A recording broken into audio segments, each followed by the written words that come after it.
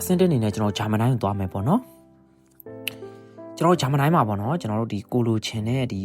ပုံစံမျိုးလေးပေါ့နော်ကျွန်တော်ပြောပြပြီးတော့မှဒီကာတွန်းပုံလေးနဲ့ prompt လေးကိုကျွန်တော်ရေးခိုင်းထားတယ်ပေါ့နော်ပြီးတော့ကိုယ့်ရဲ့နာမည်ကိုယ်ပိုင် channel နာမည်လေးကိုအပေါင်းလို့ပေါ့နော်ယောက်ျားလေးတွေ့မိန်းကလေးတွေ့ဒီမှာကျွန်တော်တို့တတိထားမှာကျွန်တော်တို့ဒီဓာတ်ပုံထုတ်မယ်ဆိုလို့ရှိရင်တော့ကိုယ့်ရဲ့ဒီ channel နာမည်လေးကိုတော့ပြောင်းပြီးတော့ပေးပါနော်ဒီမှာယောက်ျားလေးတွေ့မိန်းကလေးတွေ့ပေါ့နော်ရပြီဆိုလို့ရှိရင်ကျွန်တော်ဒီမှာ prompt လေးကိုကျွန်တော်ယူတယ်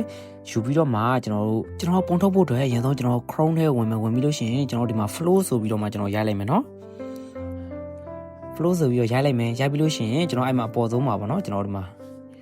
ပေါ့နော် flow ဆိုတာလေးပြလိုက်မယ်အဲ့လေးကျွန်တော်နှိပ်လိုက်ဝင်လိုက်မယ်နော်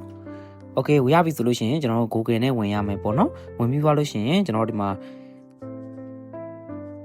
ကိုယ့်ရဲ့ဓာတ်ပုံလေးထည့်မယ်ပြီးရင် prompt လေးထည့်လိုက်မယ်ပေါ့နော်ဒါဆိုလို့ရှိရင်ကျွန်တော်တို့ယောက်ျားလေးအတွက်ဆိုယောက်ျားလေးအတွက်ပြီးတော့ name လေးတော့ချင်းပြပေါ့နော်ဒါဆိုရင်ပုံလေးတွေရပါလိမ့်မယ်ပုံလေးရပြီဆိုရင်ကျွန်တော်ဘယ်သွားမလဲဆိုတော့ကျွန်တော်ဒီမှာမထုတ်ပြတော့နော်ကြာမှာဆိုလို့ကျွန်တော်ထုတ်ပြီးသားဆိုတော့လေပြီးရင်ကျွန်တော်ဒီမှာ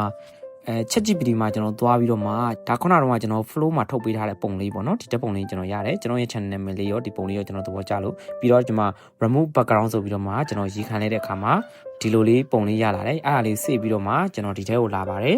VN ထဲကိုသွားပါတယ်သွားပြီးလို့ရှိရင်ဒီမှာကျွန်တော်ဖြတ်လိုက်မယ်နော်အစနေပြန်ပြမယ်သွားပြီးရင်ကျွန်တော်ဒီမှာဒီနေရာလေးမှာပေါ့နော် PIP ဆိုတဲ့နေရာလေးမှာအဲ့မှာကျွန်တော်တို့ photo ဆိုတာလေးကိုနှိပ်လိုက်နှိပ်ပြီးလို့ရှိရင်ကျွန်တော်ခုနကတော့စေ့ထားတဲ့ပုံလေးပေါ့နော်ဒီမှာ background ဖြတ်ထား background မှာဖြတ်ထားတဲ့ပုံကဒီမှာပေါ့နော် background ဖြတ်ထားတဲ့ပုံလေးအရင်ပြမယ်ပြပြီးလို့ရှိရင်ဒီမှာအစအဆုံးလေးပေါ့နော်ကျွန်တော်တို့ဒီမှာဒါလေးကိုနှိပ်ပြီးလို့ရှိရင်ဒီမှာ and ဆိုတာနှိပ်လို့ရနော်အစအဆုံးထိကျွန်တော်ဗီဒီယိုအဆုံးထိတွေ့ယူလို့ရနော်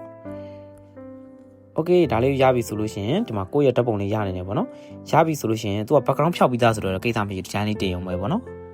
ဒီမှာဒါလေး background ဖြောက်ပြီးသားပေါ့နော် main creator ဆိုလဲအဲ့လိုပါပဲကျွန်တော်ဒီမှာဒီနေရာလေးကိုနှိပ်လိုက်နှိပ်ပြီးလို့ရှိရင် photo လေးကိုနှိပ်ပြီးရင်ကျွန်တော်ဒီမှာ background ဖြတ်ထားလေးကိုနှိပ်လိုက်ပါမယ် okay video anti နှိပ်လိုက် okay ဒီမှာနော်ပေါ်လာလိုက်မယ်နော်ဒီမှာဒါလေးပဲမခတ်ဘူးကိုထားချင်တဲ့နေရာလေးပေါ့နော်တသေးလေးဒါလေးဆိုလာကိုရဲ့ဗီဒီယိုလေးပုံမှာဒီလိုလေးပေါ့နော်